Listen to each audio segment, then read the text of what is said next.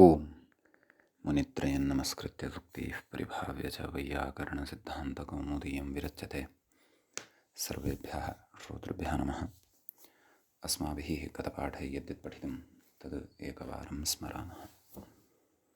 वयं वैयाकरणसिद्धान्तकौमुदी इत्याख्यस्य ग्रन्थस्य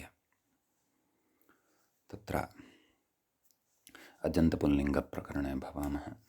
प्रकरणस्य अस्य अस्माकं क्रमे चतुर्थः पाठः गतपाठः प्रवृत्तः।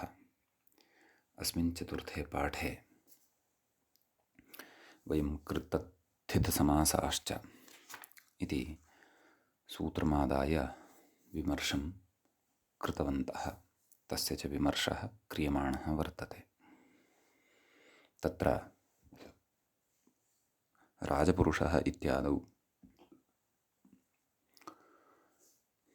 अर्थवत्वं वर्तते, अप्रत्ययत्वं वर्तते, अधातुत्वं वर्तते, अप्रत्ययत्वं वर्तते, अप्रत्ययान्तत्वं च वर्तते इति कृत्वा अर्थवद्धातुरप्रत्ययः प्रातिपदिकम् इत्यनेन एव सूत्रेण तत्र प्रातिपदिकसंज्ञायां सिद्धायां किमर्थं तत्र कृत्तद्धितसमासाश्च इत्यस्मिन् सूत्रे समासग्रहणं कृत्वा समासानाम् अथवा समासस्य प्रातिपदिकसंज्ञा वक्तव्या इति चेत् समासग्रहणमत्र नियमार्थं भवति। नाम यत्र सङ्घाते, नाम यत्र समुदाये, समुदायः कस्य? शब्दसमुदायः एवं खलु, अथवा पदसमुदायः। पूर्वो भागः पदं, नाम पूर्वः भागः यदि पदं भवति तर्हि तत्र प्रातिपदिकसंज्ञा चेत् समासस्य एव भवति, वाक्यस्य तु न भवति इति। तत्र अस्माभिः दृष्टं यद्देवदत्तः ग्रामं गच्छति इत्यत्र पूर्वभागः पदं वर्तते वाक्ये। तथापि प्रकृतवाक्ये विद्यमानस्य शब्दसङ्घातस्य अथवा पदसङ्घातस्य नाम समूहस्य तत्र प्रातिपदिकसंज्ञा न भवति। अन्यथा अस्य समूहस्य प्रातिपदिकसंज्ञायाम् अनिष्टप्रत्ययोत्पत्तिः स्यात्, इष्टप्रत्ययलोपश्च स्यात्। इष्टप्रत्ययानाम् अनिष्टः लोपः स्यात्, अनिष्टानां प्रत्ययानां च उद्भावः स्यात्। देवदत्तग्राम गच्छतिः इति तत्र अनिष्टं रूपं स्यात्। परन्तु यत्र सङ्घाते पूर्वभागः पदं तत्र प्रातिपदिकसंज्ञा चेत् समासस्य एव। अतः राज्ञः पुरुषः इत्यत्र वा अथवा रामश्यामघनश्यामाः इत्यादिषु वा वयं तत्र पश्यामः यत् तत्र समासः अस्माभिः यदा क्रियते, अनेकपदानाम् एकपदं यदा साध्यते तदा समासे प्रातिपदिकसंज्ञा तत्र भवति तेषाम्। एवं खलु, यद्यपि तद् प्राक्तनसूत्रेणैव सिद्धा भवति, परन्तु एतेन सूत्रेण कश्चन नियमविशेषः ज्ञाप्यते। अतः समासानां प्रातिपदिकसंज्ञा अस्माभिः कृत्तद्धितसमासाश्च इत्यनेन सूत्रेण एव उच्यते। अर्थवत् सूत्रेणापि वक्तुं शक्यते, परन्तु विशिष्टः नियमः एतेन सूत्रेण यदा आरभ्यते तदा अस्माभिः एतेन एव सूत्रेण तत्र प्रातिपदिकसंज्ञा वक्तव्या भवति समासानां। गतसूत्रेण यदि कथयामः तर्हि तेन सूत्रेण अनिष्टस्थलेषु अपि प्राप्तिः जायमाना अस्ति, सा नापेक्षिता। अनिष्टस्थलेषु समाससंज्ञायाः वारणाय प्रकृते समासग्रहणं कृतं वर्तते। अनिष्टता च कथं तत्र भवति, अनपेक्षितं रूपं, तत्सर्वम् अस्माभिः गतपाठे विस्तरेण विचारितमेव। तर्हि मूलस्य एतावती स्पष्टता अस्माभिः कृता। ततः परं तत्र तन्नाम व्याख्यात्रा उक्तं नाम पूर्वभागः यत्र सङ्घाते पूर्वभागः पदं तत्र उत्तरभागः तु प्रत्ययः न इत्यपि वक्तव्यं। तेन जन्मवान् इत्यादिषु प्रातिपदिकसंज्ञा सिद्ध्यति। एवं खलु। अन्यथा नाम अर्थवत् सूत्रेण एव सिद्ध्यति। अन्यथा तत्र जन्म इत्यस्य जन्मनः इत्यस्य जन्म इति यदवशिष्यम् अवशिष्यते तस्य स्वादिषु सर्वनामस्थाने इत्यनेन पदसंज्ञा भवति। एवं खलु। सङ्घातः अस्ति अत्रापि, समूहः वर्तते अत्रापि, तर्हि प्रकृते अपि प्रातिपदिकसंज्ञायाः निषेधः स्यात् यथा पदसमूहेषु प्रातिपदिकसंज्ञायाः निषेधः उच्यते। अत्र जन्मन् इति एकः शब्दः अथवा एकं पदं वर्तते, ततः परतः मतुप् इति प्रत्ययः सोऽपि कश्चन शब्दविशेषः एव, प्रत्ययाख्यः शब्दविशेषः, अतः द्वयोः अत्र सङ्घातः वर्तते, समूहः वर्तते। एवं खलु। अतः प्रकृते तत्र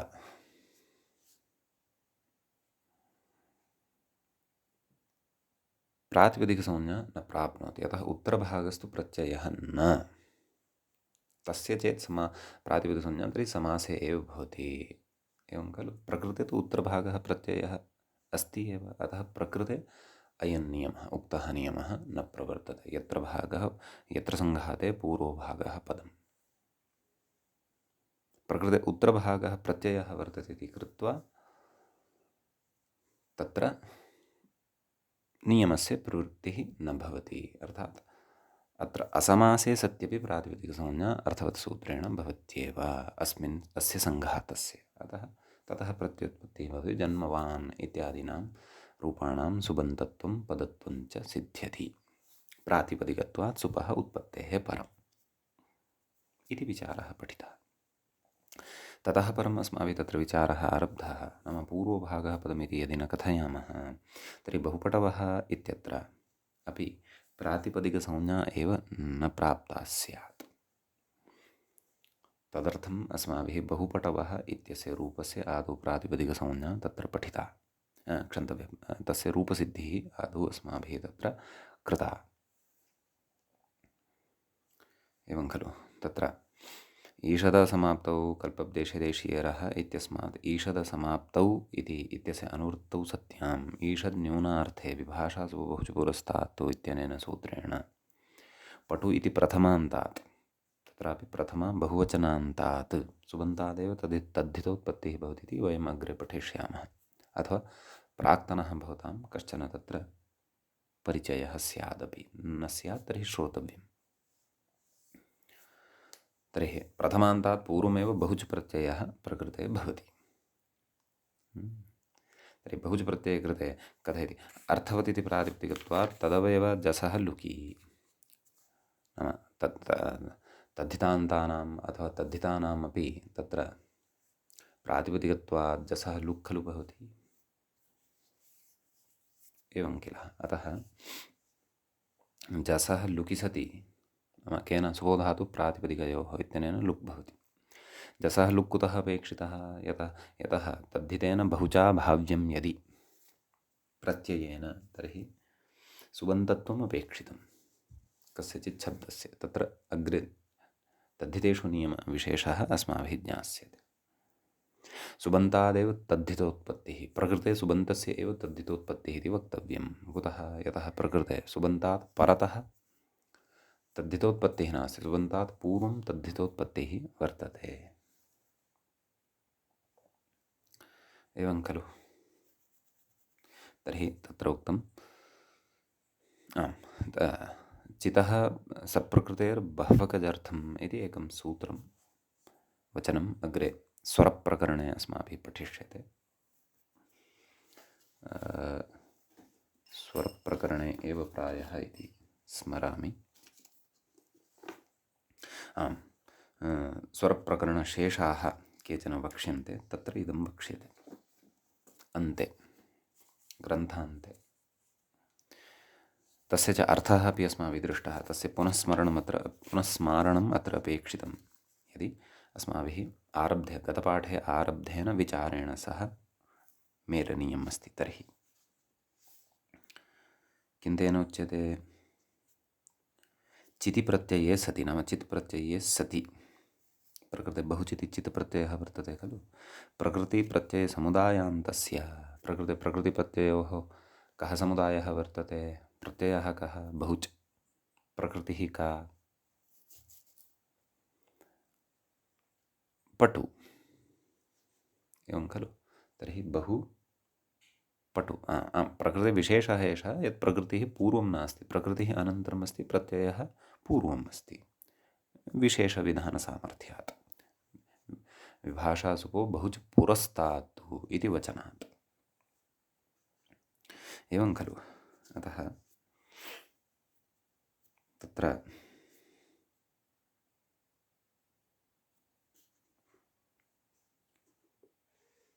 तस्य नाम प्रकृतेः समुदायान्तस्य, नाम प्रकृतिप्रत्ययोः यः समुदायः तस्य अन्तस्य उदात्तः भवति इति उच्यते। तदेव अत्र कथयन्नस्ति।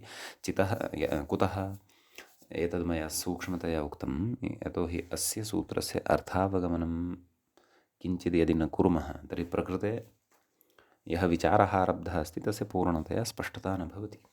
अस्तु, किं कथयति नाम इति टकाराद् उकारस्य, नाम पटु इत्यत्र टकारात् परतः यः उकारः वर्तते तस्य उदात्तत्वे, तस्य उदात्तत्वं भवति। चित्स्वरे कृते। एवं खलु। नाम तद् चित्स्वरः कः? उदात्तत्वम् एव, उदात्तः एव चित्स्वरः, नाम चितमादाय प्रवृत्तः स्वरः। एतेन सूत्रेण चितः सप्रकृतेर्बह्वगजर्थम् इत्यनेन। एवं खलु। पुनः जसि, एवं खलु। आदौ सुबोधातुप्रातिपदिकयोः इत्यनेन विग्रहावस्थायां यः जस् आसीत् तस्य तु पूर्वं लुक्, सः तु गतः केन? सुबोधातुप्रातिपदिकयोः इत्यनेन। यानि तत्र पुनः जस् विधीयते, नाम कश्चन क्रमः भवति खलु तद्धितेषु समासेषु।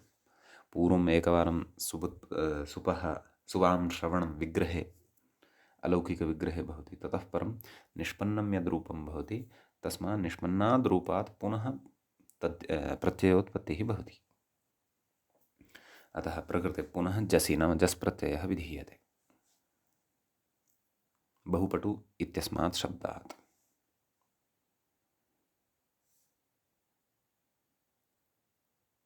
एवं खलु। तर्हि गुरवः इति यथा तथा बहुपटवः इति रूपं सिद्ध्यति। एतावान् विषयः अस्माभिः गतपाठे पठितः आसीत्। गतपाठश्च अस्माकं क्रमे चतुर्थः पाठः आसीत्। अधुना तावत् पञ्चमः पाठः अत्र भवति आरब्धः। तस्मिन्नेव विचारे स्मः। अग्रे कथयन्तु, अग्रे पश्यन्तु। व्याख्यातुः नाम गतपाठस्य अन्ते व्याख्यायाः पङ्क्तिः एषैव आसीत्। ईषदसमाप्तौ इत्यनुवृत्तौ विभाषासुपो बहुवचनपुरस्तात् इति सूत्रेण पटव इति प्रथमा बहुवचनान्तात् पूर्वतः बहुवचनप्रत्यये कृते अर्थवति इति प्रातिपदिकत्वात् तदवयवजसो लुकि चितः सप्रकृतेर्भवगजर्थम् इति टकाराद् उकारस्य उदात्तत्वे चित्स्वरे कृते पुनर्जसि बहुपटव इति रूपम् इति। इतः अग्रे पश्यन्तु। अत्र टकाराद् अकारः उदात्तः इति स्थितिः, बहुपटवः इत्यत्र।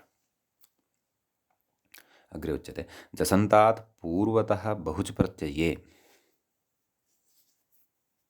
एवं खलु। नाम जसन्तः कः? पटुशब्दः, तस्मात् पूर्वतः बहुच् प्रत्ययः क्रियते खलु। विभाषासुपो बहुच् पुरस्तात् इत्यनेन बहुपटव इति समुदायस्य, नाम बहुपटव इति यः समुदायः वर्तते, प्रकृतिप्रत्ययोः यः समुदायः, प्रकृते प्रत्ययप्रकृत्योः समुदायः यः लब्धः वर्तते तस्य समुदायस्य प्रातिपदिकत्वाभावे तु, एवं खलु। नाम प्रातिपदिकत्वं यदि न स्यात्, एवं खलु। नाम यत्र सङ्घाते पूर्वो भागः पदम् इति यदि नोच्येत तत्रापि च नियमः कृतः खलु। नाम पूर्वभागः पदम् उत्तरभागस्तु नेत्यपि द्रष्टव्यं। नाम अत्र अत्र नाम समासे एव भवति इत्युक्तं खलु। अत्र तु समासः नास्ति खलु, अत्र तु तद्धितविषयः भवति खलु, वा न वा? अपि च विचारः अस्माभिः कः आरब्धः वर्तते, नाम तत्र पूर्वभागः पदम् इति यदि नोच्येत, अयं नियमः समासे एव भवति इति खलु उच्यते।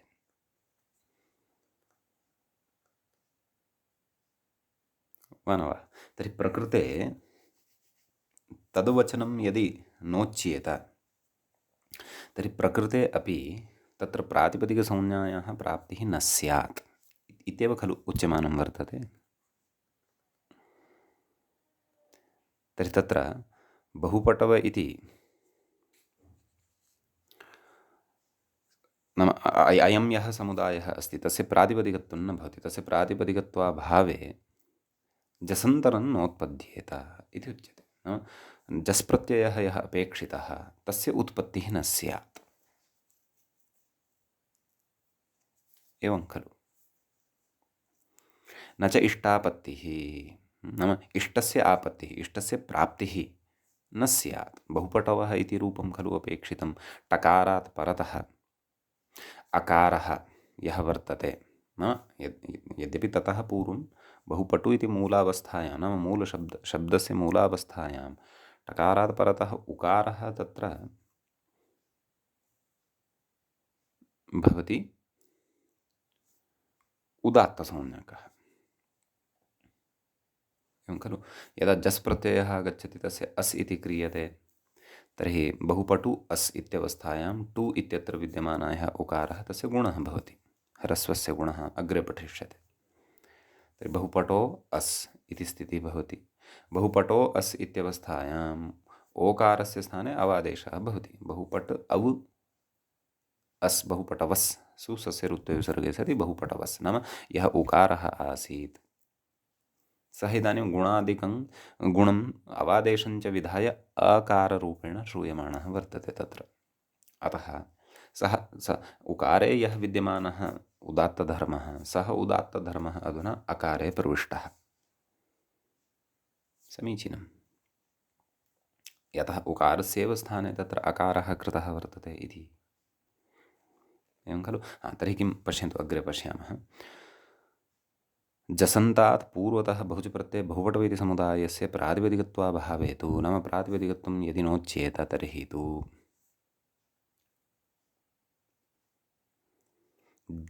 ततः जसन्तरं नोत्पद्येत इति। नाम पूर्वभागः पदं यत्र सङ्घाते तत्र समुदायस्य प्रातिपदिकसंज्ञा चेत् तर्हि सा समासे एव भवतु इति खलु नियमः उक्तः। समासार्थं सः नियमः उक्तः। प्रकृते पूर्वः भागः यः अस्ति सः तु पदं नास्ति खलु, वा न वा? प्रकृते विद्यमानः पूर्वः भागः पदत्वं न भजते, अतः सः नियमः अपि अत्र न प्रवर्तते। तर्हि अत्र यदि न प्रवर्तते तर्हि प्रातिपदिकसंज्ञायाः प्रकृतसमुदाये अपि निषेधो न भवति, वा न वा? प्रातिपदिकसंज्ञायाः प्रकृते निषेधो न भवति। प्रातिपदिकसंज्ञा प्रकृते प्रवर्तते एव। अत्र एषा युक्तिः अवधानेन अवगन्तव्या, अन्यथा महान् भ्रमः जायते अत्र। अतः पुनः कथयन्नस्मि, पूर्वभागः पदं यत्र समुदाये तस्य चेत् प्रातिपदिकसंज्ञा तर्हि समासस्य एव इति खलु उक्तम्। अन्यस्य न भवति। प्रकृते च समुदायः अस्ति सत्यं, परन्तु पूर्वभागः पदं नास्ति। प्रकृतपूर्वभागः बहुच् इति अस्ति। अतः सः नियमः अत्र नोपतिष्ठते यदि, तर्हि अर्थवत्सूत्रेण प्रातिपदिकसंज्ञा निर्बाधः भवति। प्रातिपदिकसंज्ञा भवत्येव प्रकृते, एवं किल। तदेव यदि तथा नियमः न क्रियेत, तत्रापि नियमः येन भवति, अत्रापि नियमः, तत्र नाम समासेपि नियमः भवति, अत्रापि पूर्वभागस्य पदत्वाभावात् तत्र तस्य नियमस्य अत्र प्रवृत्तिः न भवति, अत्र अप्रवृत्त्या पुनः अत्र प्रातिपदिकसंज्ञायाः लाभः भवति इति यत्सर्वं क्रियते, तद् यदि न क्रियेत तर्हि उच्यते तदेव प्रातिपदिकत्वाभावे तु ततो जसन्तरं नोत्पद्येत इति। इदानीं बहुपटु इत्यस्य प्रातिपदिकत्वमेव नास्ति।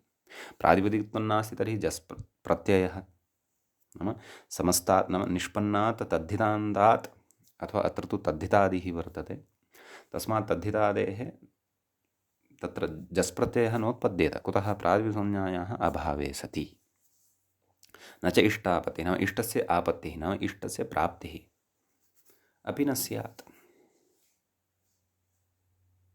एवं खलु। अग्रे कथयति तथा सति बहुच प्रकृतिभूतजसन्ते नाम बहुच प्रत्ययस्य प्रकृतिः का? पटु। एवं खलु। तत्प्रकृतिभूतशब्दः कः? पटु इत्येव। जसन्ते नाम बहुच प्रकृतिभूतजसन्ते जसः प्रातिपदिक अवयवत्वाभावेन। एवं खलु। तत्र विद्यमानः यः जस् इदानीं प्रातिपदिकसंज्ञा एव नास्ति। बहुच प्रत्ययस्य प्रकृतिः का? पटु इति शब्दः।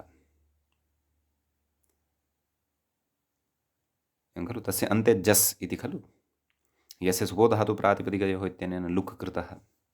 कथयति बहुच प्रकृतिभूतजसन्ते जसः प्रातिपदिक अवयवत्वाभावेन नाम जसः प्रातिपदिकत्वमेव यदि नास्ति तर्हि तस्य प्रातिपदिकत्वावयवत्वस्य अभावोऽपि तस्य भवति, तस्य जसः। कथयति सुपोधातु प्रातिपदिकयोः इति लुगाभावात् नाम सुबोधातु प्रातिपदिकयोः इत्यनेन तस्य लुगपि न स्यात् वा न वा? लुगाभावात् बहुपटव इति जसन्तस्य एव बहुच प्रकृतितया नाम जसन्तः यः वर्तते तस्य एव समग्रस्य जसन्तस्य बहुच प्रकृतित्वं लभ्येत इति। पूर्वं तु पटुशब्दः बहुचः प्रकृतिभूतः आसीत्। अधुना जसन्तः बहुच प्रकृतिः स्यात्। जसन्तः यः शब्दः सः बहुच प्रत्ययस्य कृते प्रकृतिः स्यात्। एवं खलु। बहुच प्रकृतितया चितः सप्रकृतेर्विधीयमानात् चित्स्वरः नाम उपरि यत् सूत्रम् अस्माभिः पठितं चितः सप्रकृतेर्बह्वकजर्थं जस एव अकारस्य स्यात् नाम जसः यः अकारः तस्य अकारस्य सः स्यात् इति।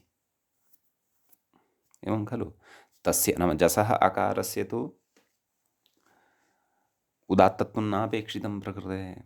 उदात्तत्वं तु टकारात् परतः यः अकारः यः पूर्वम् उकारः भवति पश्चात् अकारत्वेन लभ्यते तस्य तस्मात् उत्तरतः विद्यमानस्य एव तत्र अकारस्य यः गुणं विधाय गुणानन्तरम् अवादेशं च विधाय लभ्यते तस्य एव तत्र उदात्तत्वम् अपेक्षितं भवति। सम्यक्। कथयति बहुपटव इति समुदायस्य प्रातिपदिकत्वे तु यदा तत्र समुदायस्य प्रातिपदिकत्वम् उच्यते तदा तु प्रातिपदिकावयवत्वात् नाम तस्य प्रातिपदिकत्वं सम्पद्यते। बहुपटव इति समुदायस्य जसो लुकि नाम विग्रहावस्थायां यः जस् तस्य लुकि सति पटुशब्दस्य एव बहुच प्रकृतितया नाम पटुशब्दः एव तस्य लुकि सति बहुच प्रत्ययस्य प्रकृतिभूतः सम्पद्यते। टकारात् उत्तरस्य चित्स्वरे सति नाम टकारात् परतः यः चित्स्वरः नाम टकारात् उकारः भवति तद् गुणादिकं कृत्वा अकारः सः सम्पद्यते तस्य चित्स्वरे सति नाम उदात्तस्वरे सति पुनः जसि पुनः तादृश उदात्तान्तात् तत्र जस् प्रत्ययः क्रियते बहुपटु इत्यस्मात्। बहुपटवः इति रूपम् उक्तं निर्बाधम् इति भावः। अतः बहुपटवः इति यथा उदात्तस्वरयुक्तं रूपम् अस्माकं कृते अपेक्षितं तद् रूपं निर्बाधं भवति तद् रूपम् अत्र लब्धं भवति इति। अतः पूर्वभागः पदं न इति यः नियमः कृतः वर्तते तन्नियमवशात् बहुपटवः इत्यादिषु अपि तत्र इष्टसिद्धिः जायते, समासानां तु व्यवस्था जायते एव, तत्र तु संशयः नास्ति। एवं खलु इति अस्ति कश्चन विशेषः प्रकृते। यद्यपि मूले एतावान् विचारः नोक्तः वर्तते, तथापि वस्तुतः अयं सर्वोपि उद्ग्रन्थस्थः एव विषयः अत्र चर्चितः अस्ति व्याख्याता। अतः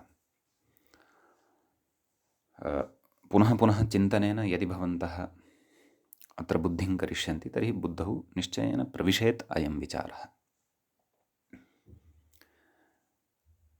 एवं खलु चिन्तनम् एव अपेक्षितं, तावदेव। प्रौढमनोरमा-ग्रन्थस्थाः एते विचाराः भवन्ति, शेखरग्रन्थस्थाः च। यद्यपि मूलतः तु महाभाष्ये, तत्र महाभाष्ये एव एतद् बहुपटवः इति प्रयोगमादाय तत्र प्रकृतिप्रत्ययसमुदाययोः अपि तत्र प्रातिपदिकसंज्ञा भवति इति आचार्यस्य एव प्रवृत्तिविशेषस्य ज्ञापकमादाय साधितं वर्तते महाभाष्ये। अतः इतोपि विस्तरेण वयं महाभाष्यग्रन्थमपि तत्र द्रष्टुं शक्नुमः। भवतु एतेन व्याजेन तादृशाः विचाराः अपि सम्भवन्ति इति परिचयो वा अस्माकं भवतु। कदाचित् पौर्वापर्यावगमनसम्बन्धपूर्वकम् अस्माकम् अत्र पूर्णतया अवगमनमपि स्यात्। समीचीनम्।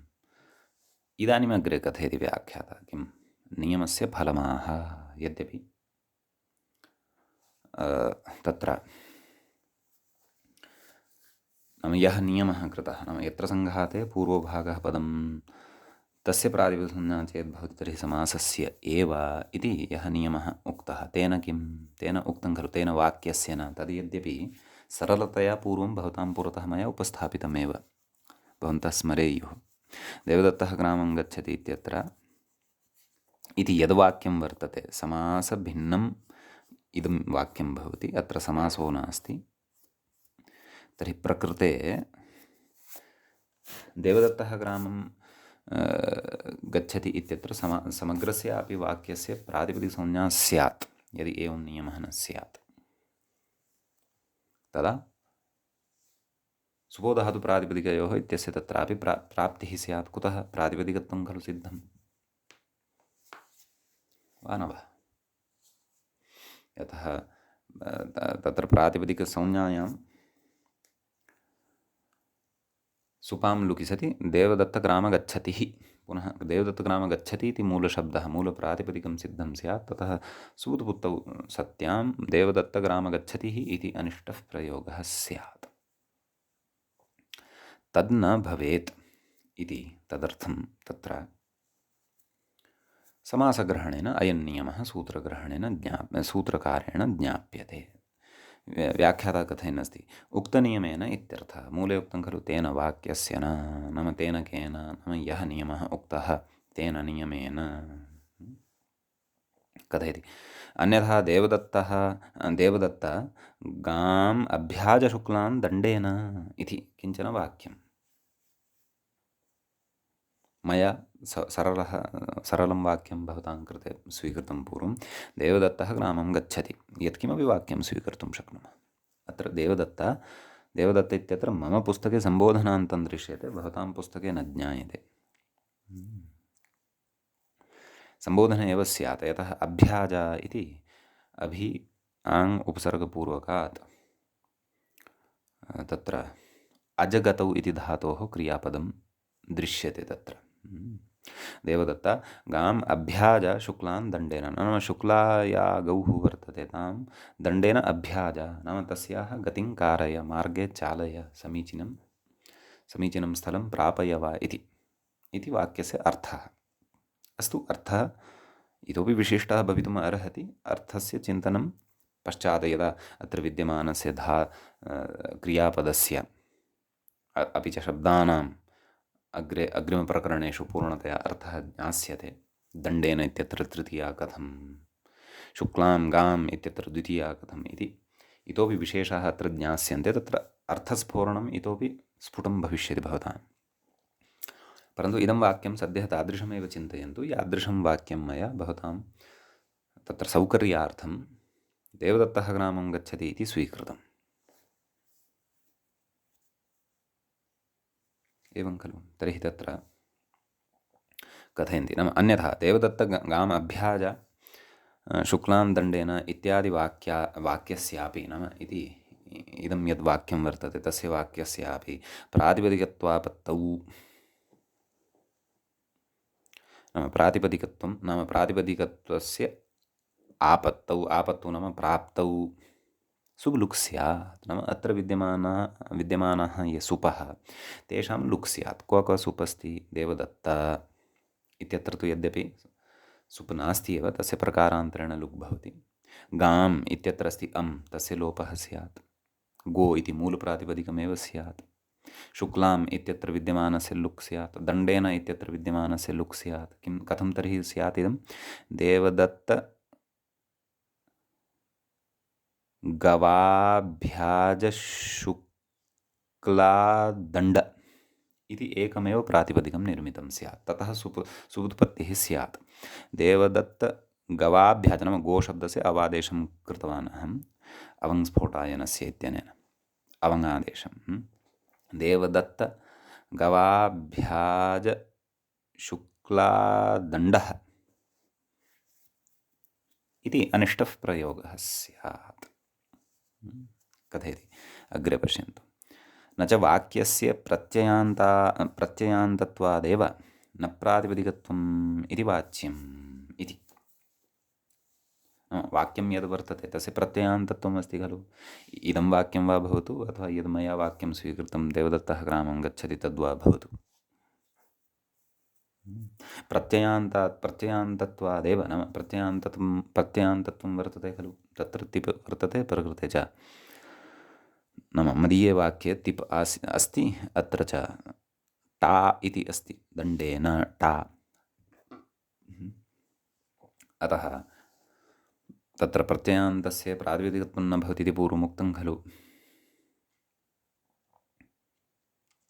अर्थवत् इति सूत्रे तर्हि तत्र कथयति प्रत्ययग्रहणे यस्मात् सः विहितस्तदादेरेव ग्रहणादिति भावः इति। प्रत्ययग्रहणे यस्मात् सः विहितः अस्ति खलु परिभाषा। प्रत्ययग्रहणे यस्मात् सः विहितस्तदादेस्तदन्तस्य ग्रहणं। तत्र प्रत्ययग्रहणे यस्मात् सः विहितः तदादेः एव ग्रहणं भवति इत्यपि तत्र कश्चन पक्षः वर्तते। तस्य प्रयोजनं तु स्फुटम् अग्रे ज्ञास्यते। एवं खलु? तर्हि तेन किम् आयातं? तदन्तस्य ग्रहणं कर्तव्यमिति नास्ति, तदादेः ग्रहणं क्रियताम्। यस्मात् प्रत्ययः विहितः तत्र तदादेः ग्रहणे कृते सति प्रत्ययान्तविचारः एव नास्ति, तत्र प्रत्ययान्तस्य ग्रहणमेव न भवति, तदादिपक्षः आश्रीयते। तदादिपक्षे आश्रिते तु प्रत्ययान्तता नास्ति तस्य। अतः तस्मिन् पक्षे प्रत्ययग्रहणे यस्मात् सः विधीयते नाम यस्मात् सः प्रत्ययः विधीयते तत्र तदादेः एव ग्रहणं भवति इति उक्ते सति तत्र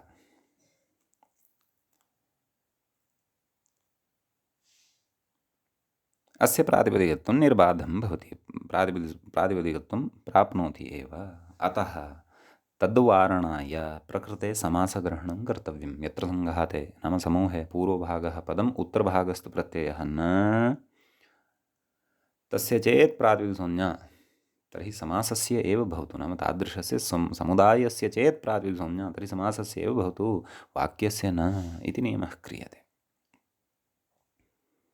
एवं खलु इति कश्चन विचारः विशिष्टः प्रकृते कृतः व्याख्यात्रा। अग्रेपि विशिष्टं विचारमेव कथयन् अस्ति।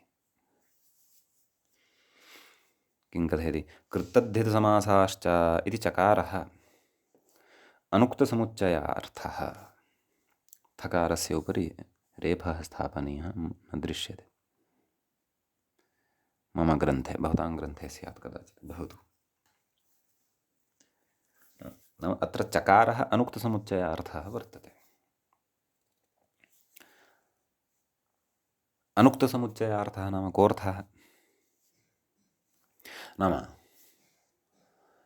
यस्य न उक्ता वर्तते एतावता प्रातिपदिकसंज्ञा तेषामपि समुच्चयार्थं नाम तेषामपि स्वीकारार्थं तेषामपि ग्रहणार्थम् अथवा तेषामपि प्रातिपदिकसंज्ञा प्रपञ्चे अन्तर्भावार्थम् अथवा प्रातिपदिकसंज्ञा कोटौ अन्तर्भावार्थं। तर्हि जिज्ञासा जायेत भवतां, नाम भोः केषां प्रातिपदिकसंज्ञा नोक्ता एतावता इति चेत् निपातानां प्रातिपदिकसंज्ञा नोक्ता अथवा अव्ययानां। यथा च इति अव्ययं वर्तते, वा ह इति अपि सन्ति खलु अव्ययानि। एतेषां प्रातिपदिकसंज्ञा एतावता नोक्ता खलु। एतेषामपि प्रातिपदिकसंज्ञा अपेक्षिता वा न वा। अपि च प्रातिपदिकसंज्ञा अर्थवत् सूत्रेण एतेषां प्राप्ता भवति इति नास्ति। यतः स्वतन्त्रस्य च एते अद्रव्यार्थाः भवन्ति। जातिव्यक्तिलिङ्गसङ्ख्याकारकादिकं तत्र उक्तं खलु चादयो सत्त्वे असत्त्वे इति उक्तं। नाम अद्रव्यार्थाः एते भवन्ति। अद्रव्यार्थत्वात् एतेषां स्वतन्त्राणाम् अर्थविशेषो न भवति। वाक्ये सन्निविष्टे सत्ये वा अथवा वाक्ये एतेषां निपातानाम् अन्तर्भावे कृते सत्येव तत्र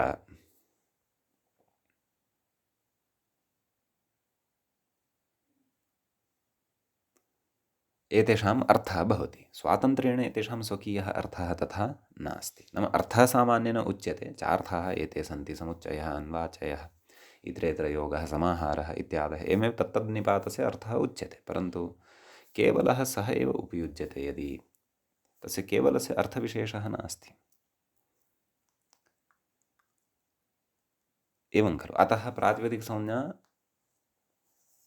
सूत्रद्वयेनापि न प्राप्नोति। अर्थवद्धातुप्रत्ययः प्रातिपदिकम् इत्यस्य वा अपि अथवा कृत्तद्धितसमासाः इति एतावदेव अत्र इदं द्वितीयं सूत्रं क्रियते यदि तेन वा, अथ च इति ग्रहणं तत्र क्रियते। कुतः क्रियते? नाम अनुक्तानां केषामपि तत्र शब्दानां या प्रातिपदिकसंज्ञा या अपेक्षिता सा तेषाम् अनुक्तानाम् अपि प्रातिपदिकसंज्ञा भवतु, तदर्थं प्रकृते च इति ग्रहणं कृतं वर्तते इति कश्चन सिद्धान्तः कथयति। तेन निपातस्य अनर्थकस्य प्रातिपदिकसंज्ञा वक्तव्या इति वार्तिकं गतार्थम्। वार्तिककारेण उच्यते। पश्यन्तु, नाम अनर्थकस्य निपातस्य नाम अव्ययविशेषस्य निपाताश्च के इति प्राग्रीश्वरान् निपाताः इत्यत्र अस्माभिः पठितं, किञ्चित् पठितं विशेषेण। अग्रे अग्रे तत्प्रकरणस्य सूत्राणि तत्तत् सन्दर्भे पठिष्यन्ते अग्रे अस्माभिः। एवं किल। अतः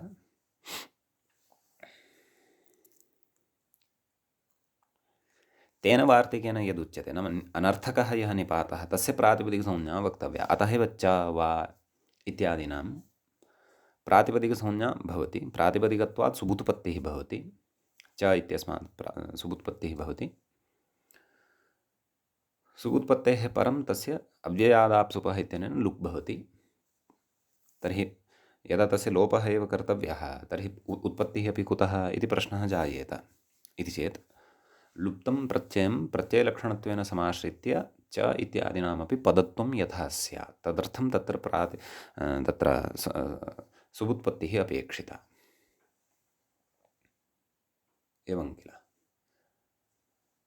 जाते तु पदत्वे अपदन्न प्रयुञ्जीत इति ऋषिवचनं रक्षितं भवति, अथवा सिद्धान्तः संस्कृतभाषायाः अथवा संस्कृतभाषायाः स्वरूपं रक्षितं भवति।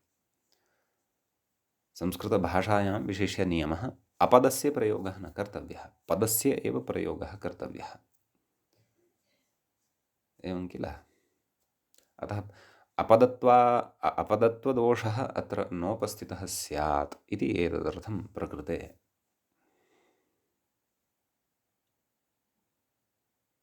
निपातस्य अनर्थकस्य प्रातिपदिकसंज्ञा उच्यते। तच्च कृत्तद्धितसमासाश्च इत्यत्र चकारग्रहणेन एव सिद्ध्यति इति कथयति। तेन यद् निपातस्य अनर्थकस्य प्रातिपदिकसंज्ञा वक्तव्या इति उच्यते, तस्य अर्थः अत्र चकारग्रहणेन एव लभ्यते। तद्वार्तिकं कर्तव्यमिति नास्ति। तेन यद् उच्यते तस्य अनेनैव गतार्थत्वं वर्तते। अथवा इदं वार्तिकम् अनेन सूत्रेणैव गतार्थं भवति। गतः अर्थः, गतः नाम प्रकृते प्राप्तः अर्थः यस्य वार्तिकस्य अत्र चकारग्रहणेन एव तद्वार्तिकं गतार्थं भवति। अतः तद्वार्तिकं नापि उच्यते चेदपि चिन्ता नास्ति इति अत्र प्रतिपाद्यते। सम्यक्। एवञ्च अयि श्रोतारः, महान् कश्चन विषयः प्रकृते कृत्तद्धितसमासाश्च इत्यत्र अस्माभिः पठितः। अपि च अर्थवतधातुरप्रत्ययः प्रातिपदिकम् इत्यत्रापि सम्यगेव विचारः प्रवृत्तः। व्याख्यात्रा तु साक्षात् उद्ग्रन्थाः एव स्पृष्टाः सन्ति, परन्तु यावत् शक्यं चिन्तनाय अस्माभिः तत्र प्रयतितव्यम्। एतावद् यदा श्रुतं भवति तदा वा क्वचित् गत्वा मूलस्य पङ्क्तेः स्वारस्यम् अभिप्रायः वा तत्र अस्माभिः अवगतः भवति। एवं खलु? आम्, एतावदुक्त्वा ततः तत्र सूत्रम् अग्रे उच्यते।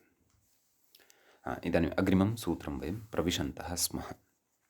सूत्रं वर्तते प्रत्ययः इति। तृतीयाध्यायः वर्तते, प्रथमः पादः वर्तते, तस्यापि प्रथमम् एव इदं सूत्रं वर्तते, प्रत्ययः। सम्यक्। एकमेव तत्र पदं वर्तते। तर्हि प्रथमाविभक्तेः एकवचनं तद्भवति, वयं जानीमः। यथा राम इत्यस्मात् रामः इति भवति, तद् प्रत्यय इत्यस्मात् प्रत्ययः इति भवति। व्याख्यातारम् अनुसरामः। किं कथयति? तृतीयाध्यायस्य आदिमं सूत्रमिदं ज्ञातमेव, संख्या दृष्टा अस्माभिः। अस्तु। ततः इतः ऊर्ध्वम् आपञ्चमाध्यायपरिसमाप्तेः, नाम इदं कथयन्नस्ति। इतः ऊर्ध्वं नाम कुतः ऊर्ध्वं? प्रत्ययः इत्यतः ऊर्ध्वम्। ऊर्ध्वं नाम अग्रे। आपञ्चमाध्यायपरिसमाप्तेः नाम पञ्चमाध्यायस्य परिसमाप्तेः पूर्वं प्रत्ययशब्दः संज्ञात्वेन अधिक्रियते इत्यर्थः। उक्तं खलु मूले, आपञ्चमपरिसमाप्तेरधिकारोऽयं। पञ्चमाध्यायस्य समाप्तेः पूर्वम् अयम् अधिकारः इतः गच्छति, अथवा अयम् अधिकारः आरभ्यते। संज्ञात्वेन अधिक्रियते नाम इतः आरभ्य पञ्चमाध्यायस्य समाप्तेः पूर्वं विशिष्टाभ्यः प्रकृतिभ्यः विशिष्टं किञ्चन शब्दस्वरूपं विधास्यते। तच्छब्दस्वरूपस्य प्रत्ययः इति व्यवहारः। उदाहरणाय भू इति धातोः लट् इति प्रत्ययः विधास्यते। लट् इति शब्दस्वरूपं विधास्यते, तस्य प्रत्ययः इति व्यवहारः। तस्य स्थाने तिवादेशः इत्यादि नाम प्रत्ययानाम् आदेशाः अपि सन्ति अग्रे। अथवा कृ धातोः त्रिच् इति विधास्यते, तर्हि सः त्रिच् कः? सः प्रत्ययः। समीचीनम्। एवमेव क्वचित् प्रातिपदिकरूपात् नाम शब्दस्वरूपादपि प्रत्ययाख्यं शब्दस्वरूपं विधास्यते। यथा दशरथस्य अपत्यं पुमान् दाशरथिः, तत्र दशरथ इत्यस्मात् इञ इति प्रत्ययः, तद्धितप्रत्ययः। इञ इति यः शब्दः तत्र दृश्यते, सः प्रत्ययाख्यः शब्दः दशरथ इति प्रकृतिभूतात् शब्दात् विधास्यते, तस्य प्रत्ययः इति व्यवहारः इञ इत्यस्य। तृतीयाध्याये, चतुर्थाध्याये, पञ्चमाध्याये च तत्र विशिष्य तृतीयाध्याये तावत् धातोः एव प्रत्ययाः भवन्ति, ततः अग्रे तु प्रातिपदिकात् प्रत्ययाः भवन्ति। तत्रापि सुबन्तात् प्रातिपदिकात् प्रत्ययाः भवन्ति इत्यपि तद्धितेषु वयम् अग्रे ज्ञास्यामः। समीचीनं भवतु। तर्हि उक्तवान् नाम इतः ऊर्ध्वम् आपञ्चमाध्यायपरिसमाप्तेः प्रत्ययशब्दः संज्ञात्वेन अधिक्रियते इत्यर्थः। भवतु नाम अग्रे कथयति हनश्च वधः ईचखनः नडादीनां कुक्चाः इत्यादीनाम् आदेशागमानां तु न प्रत्ययसंज्ञा महासंज्ञाकारणात्।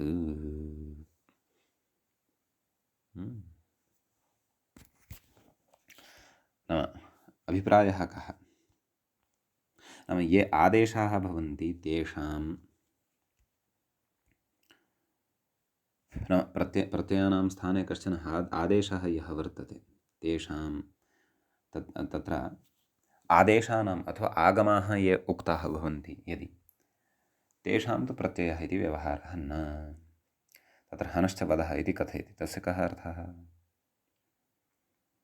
अनुपसर्गाद् हन्तेर्भावे अप् स्यात् वधादेशश्च अन्तोदात्तः। भावे नाम हन्तेः धातोः, नाम हन्त इति धातोः अनुपसर्गे भावे अपप्रत्ययः भवति, तत्संनियोगेन वधादेशः च भवति, स च उदात्तः। तर्हि अयं यः आदेशः विधीयते, हन् धातोः यः आदेशः विधीयते सः तस्य प्रत्ययत्वं न भवति। एवमेव ईचखनः इति वर्तते, एवं खलु। ईचखनः इति किं कथयति? तत्र खन् धातोः क्यप् प्रत्ययः भवति, ईकारश्च अन्तादेशः, नाम तस्य धातोः स्थाने धातोः अन्तः यः नकारः वर्तते तस्य ईकारादेशः वर्तते। अतः अयम् ईकारः आदेशः न तु प्रत्ययः, एवं खलु। अस्यापि प्रत्ययत्वं न चिन्तनीयम्। एवं नडादीनां कुक्चा इत्यनेन कुगागमः उच्यते। नडादिगणे पठितानां शब्दानां कुगागमो भवति इति उच्यते तेन।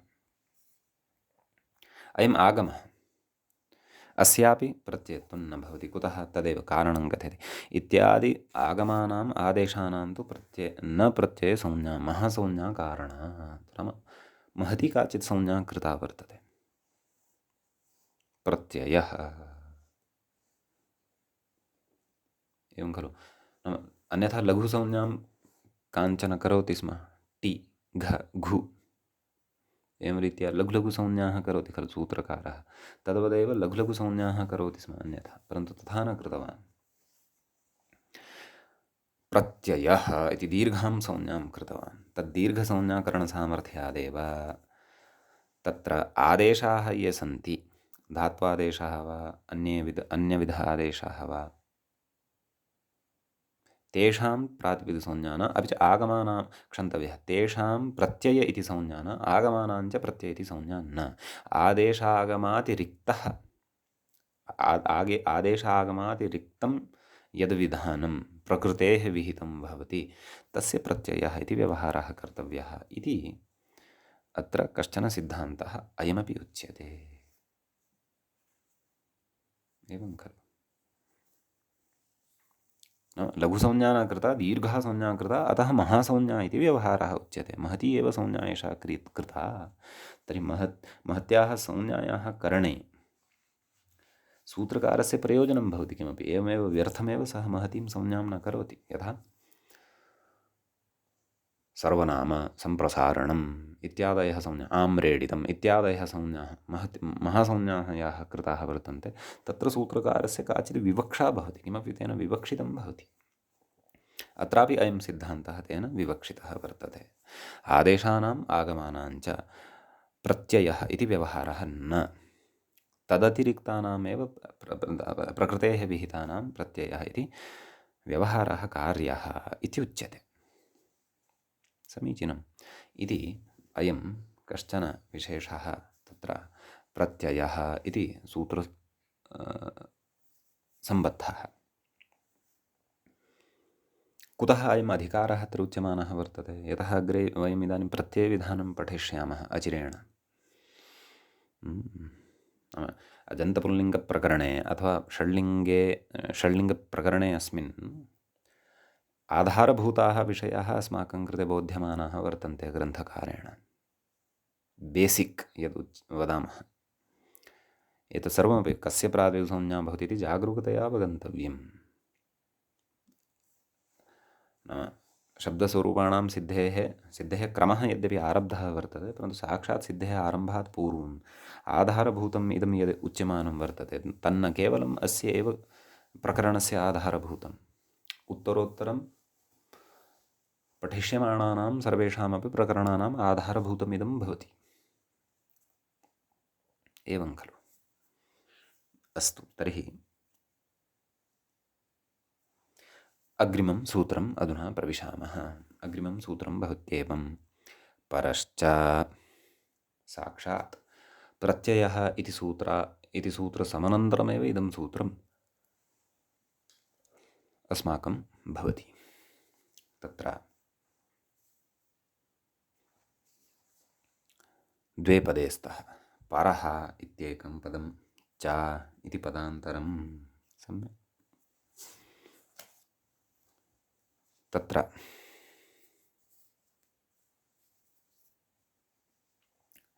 व्याख्याता कथयति, तृतीयाध्यायस्य द्वितीयं सूत्रम् एतत् सत्यं। कथयति, अयमपि तथेति, नाम अयमपि तथा। नाम तथा कथं? पूर्वमुक्तं खलु, आपञ्चमपरिसमाप्तेरधिकारोऽयं। तत्र व्याख्याता कथयति, तथा इति शब्दस्य विषये कथयति। अयमपि योगः नाम सूत्रं। व्याकरणशास्त्रे योगः इत्यस्य कः अर्थः? सूत्रम्। अयमपि योगः आपञ्चमपरिसमाप्तेः अधिकारः इत्यर्थः। नाम पञ्चमाध्यायस्य समाप्तिं यावत् अयम् अधिकारः, अयमपि अधिकारः नाम इदमपि अधिकारसूत्रं वर्तते। स्वदेशे फलशून्यत्वम् उत्तरोत्तरं फलजनकत्वम् अधिकारलक्षणं भवति इति वयं पूर्वमपि श्रुतवन्तः स्मः। भवतु। कथयति, अवधिनियमे तु व्याख्यानमेव शरणम् इति। नाम यः अस्य अवधिः सीमाया उपनिबद्धः, नाम इतः आरभ्य पञ्चमाध्यायस्य समाप्तिं यावत् अस्य सूत्रस्य अधिकारः भवति अथवा गतसूत्रस्य अधिकारः भवति। कथमुच्यते? किं प्रमाणं? किं सूत्रकारेण स्वयं तथा उक्तम् इति वा? न, व्याख्यानं तत्र शरणं भवति। व्याख्यानं च किं? तदेव अग्रिमप्रकरणं पठित्वा ज्ञास्यते। नाम समग्रं तृतीयाध्यायं, चतुर्थाध्यायं, पञ्चमाध्यायं च पठित्वा ज्ञायते। ततः षष्ठाध्यायं पठित्वापि ज्ञायते। यदा तत्र विद्यमानानां सूत्राणाम् अथवा विद्यमानैः सूत्रैः या व्यवस्था उच्यते तां व्यवस्थां यदा वयं जानीमः तदा स्पष्टता भवति। आम्, सत्यं, प्रत्ययः परश्च इत्यनयोः द्वयोः अधिकारसूत्रयोः पञ्चमाध्यायानन्तरं कार्यं न दृश्यते। अतः तावत्पर्यन्तमेव अनयोः अधिकारः, न तु ततः अग्रे इति तत् पठित्वा तत्रत्यानि सूत्राणि, तत्रत्यानां सूत्राणां व्यवस्थां दृष्ट्वा प्रवृत्तिं, प्राप्तिं, प्रयोजनम् इत्यादिकं सर्वं दृष्ट्वा अस्माभिः निर्णीयते। इदमेव च व्याख्यानं भवति। अतः व्याख्यानमेव शरणं। नाम तत्र सूत्रकारेण नोक्तं पञ्चमाध्यायं यावदेव अस्ति, परन्तु तस्य व्यवस्थया ज्ञाप्यते। तस्य च व्यवस्थां वयं पठित्वा जानीमः। अतः पठित्वा तत्र वयं वक्तुं शक्नुमः, आम्, एतावत्पर्यन्तमेव अनयोः अधिकारः वर्तते। तच्च अस्माभिः व्याख्यानसामर्थ्यादेव ज्ञायते। पठित्वा ज्ञात्वा तत्र विमर्शं कृत्वा ज्ञायते इत्यर्थः। सम्यक् इति अयं विषयः, अयं विशेषः तत्र एतत् सूत्रद्वयगतः। इदानीम् अपेक्षितम् अग्रिमं सूत्रं चतुर्थाध्यायस्य प्रथमपादात् सङ्कलयति, कथयति। पश्यन्तु, नाम सूत्रं पठामः। ज्ञाप्रातिपदिकात् इति।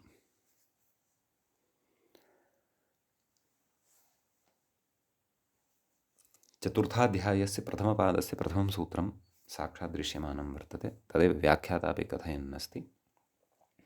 चतुर्थाध्यायस्य आदिमं सूत्रम् इदं, नाम चतुर्थाध्यायस्य प्रथमम् इदं सूत्रं वर्तते। सम्यक्। तत्र एकमेव पदं भवति, पञ्चमी विभक्तेः एकवचनं, ज्ञाप्रातिपदिकात् इति समग्रं पदं, परन्तु समस्तपदं वर्तते। तस्य विग्रहं दर्शयति व्याख्याता। पश्यन्तु, ङी च आप् च प्रातिपदिकं च ज्ञाप्रातिपदिकं, तस्मात् ज्ञाप्रातिपदिकात् इति समाहारद्वन्द्वः प्रकृते वर्तते इति व्याख्यात्रा उक्तम्। सम्यक्। समाहारद्वन्द्वः, इतरेतरयोगद्वन्द्वः इत्यादिकं तु सर्वं विस्तरेण अस्माभिः समासप्रकरणे, तत्रापि द्वन्द्वसमासप्रकरणे पठिष्यते। एवं किल।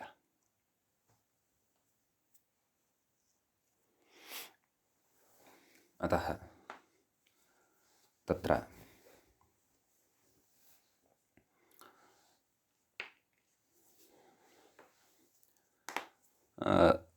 इदानीं सूत्रार्थः द्रष्टव्यः वर्तते। तदर्थम् अपेक्षिताः काश्चन स्पष्टताः आदौ एव व्याख्यात्रा क्रियमाणाः वर्तन्ते। कथयति, नाम तत्र ङी इत्यस्य कः अर्थः, आप् इत्यस्य कः अर्थः, एवं खलु। प्रातिपदिकं तु किं भवति इति अस्माभिः सूत्रद्वयेन सम्यक् ज्ञातम्। अस्तु, तर्हि कथयति ङी इति। कथयति, ङीप् ङीष् ङीनां सामान्येन ग्रहणं, नाम स्त्रीप्रत्ययप्रकरणे एते त्रयः प्रत्ययाः स्त्रीत्वविवक्षायां विधीयन्ते। ङीप् ङीष् ङीन् त्रयाणामपि इ इत्येव अवशिष्यते, परन्तु ङकारानुबन्धस्य पकारषकारनकारानुबन्धानां च तत्र वर्तते प्रयोजनं। तच्च अस्माभिः अनुपदम् अग्रे एव अग्रिमप्रकरणेषु एव ज्ञास्यते, विशिष्य स्त्रीलिङ्गप्रकरणे ज्ञास्यते। एवं खलु। ङीप् ङीष् ङीनां सामान्येन ग्रहणं, नाम सामान्यतया तेषां त्रयाणाम् अत्र ग्रहणं भवति इति अग्रे उक्तम्। आबिति टाप् डाप् चापां ग्रहणं, तत्रैव तस्मिन्नेव प्रकरणे, तत्र स्त्रीलिङ्गप्रकरणे अजाद्यतष्टाप् तत्र इत्यादिभिः सूत्रैः वार्तिकैश्च टाप् डाप् चाप् तेषां त्रयाणामपि आ इति अवशिष्यते, अथवा आपु इति अवशिष्यते। पकारस्यापि इति संज्ञानन्तरम् आ इत्येव अवशिष्यते। तेषां ग्रहणम् आप् इत्यनेन अत्र क्रियते। सम्यक्।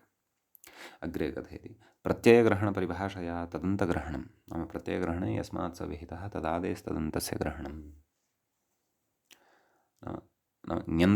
ङन्तस्य ङी इति प्रत्ययः कश्चन, ङीं ङीन् ङीष् प्रत्ययः खलु अवशिष्यते। अतः केवलस्य प्रत्ययस्य अत्र विषयः न, तत्परिभाषाबलात् प्रत्ययान्तस्य ग्रहणं प्रकृते भवति। अतः ङन्तस्य ग्रहणं भवति। टाप् डाप् चाप् एतेपि प्रत्ययाः खलु, अतः प्रत्ययान्तस्य नाम आबन्तस्य ग्रहणं भवति। अर्थात् टाबन्तस्य डाबन्तस्य चाबन्तस्य च प्रकृते ग्रहणं भवति इत्यर्थः। सम्यक्। तदाह इतः अग्रे कथयिष्यति, तद्वयम् अग्रिमे पाठे ज्ञास्यामः। सूत्रमिदम् आरब्धं वर्तते, अत्रापि विशेषाः ज्ञेयाः वर्तन्ते। अग्रिमप्रकरणानाम् अथवा विशिष्य शब्दाधिकारस्थप्रकरणस्य आधारभूतः विशेषः विशिष्य अत्र ज्ञेयः वर्तते। तं विशेषं वयम् अग्रिमे पाठे ज्ञास्यामः। सद्यः तावत् अत्रैव मङ्गलं क्रियते। मुनित्रयं नमस्कृत्य उक्तिः परिभाव्य च वैयाकरणसिद्धान्तकौमुदी विरच्यते। सर्वेभ्यः श्रोतृभ्यः नमः। एवञ्च अजन्तपुल्लिङ्गप्रकरणस्य अस्य अस्माकं क्रमे तत्र पञ्चमः पाठः सम्पन्नतां गतः।